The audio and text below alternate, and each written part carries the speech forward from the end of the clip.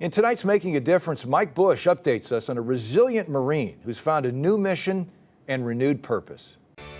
Making a Difference is sponsored by Midwest Bank Center. Over 41 years here at KSDK, I've covered a lot of memorable stories and people, none more so than Todd Nicely. As I prepare to retire from the anchor desk, I wanted to bring you an update on this remarkable Marine in tonight's Making a Difference report, his new mission. Corporal Todd Nicely. Todd Nicely has traveled a long way to get to the front of this room. I wanted to be tested. Not in miles, but in distance you won't find on a map. When we got back, I was then given my own squad. The retired Marine Corporal now commands an audience. 16 years ago, he was commanding something very different. In 2010, Todd Nicely was 26 years old, a squad leader in Afghanistan, responsible for 12 men.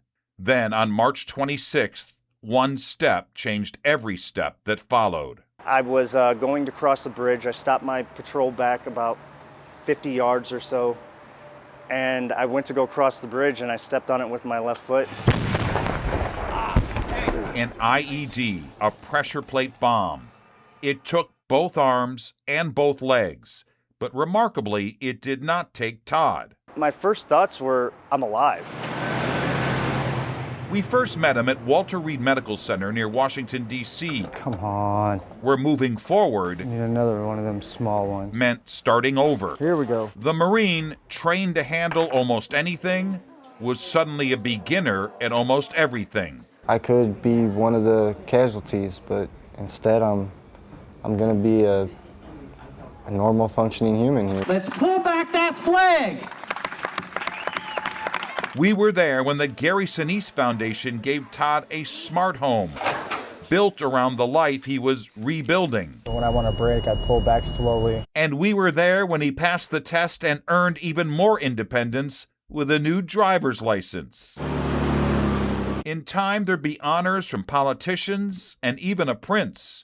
To everyone watching, Corporal Nicely was beating the odds.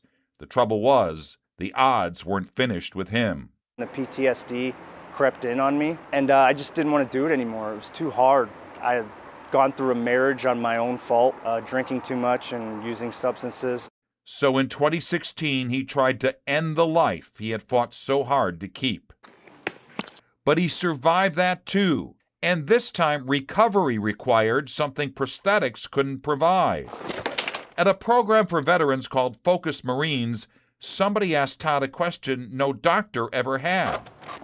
You knew what you were willing to die for, but do you know what you're willing to live for? And the answer was myself. More than a decade and a half after the explosion, that answer has grown considerably.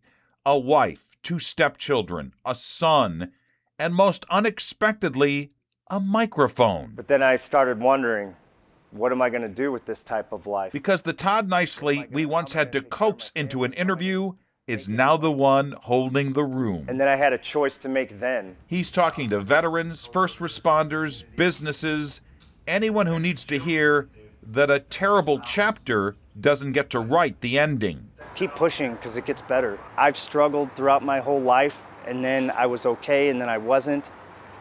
It's okay to struggle as long as you don't stay there.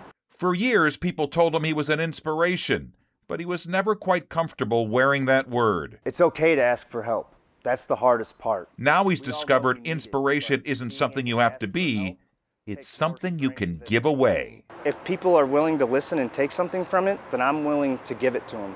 Back in Afghanistan, Todd Nicely survived by telling himself to keep breathing. 16 years later, he's telling the rest of us something bigger.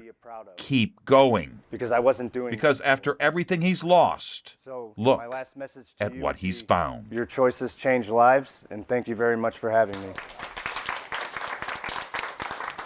And Corporal Nicely has written an inspiring new book called Your Choices Change Lives. It's available on Amazon.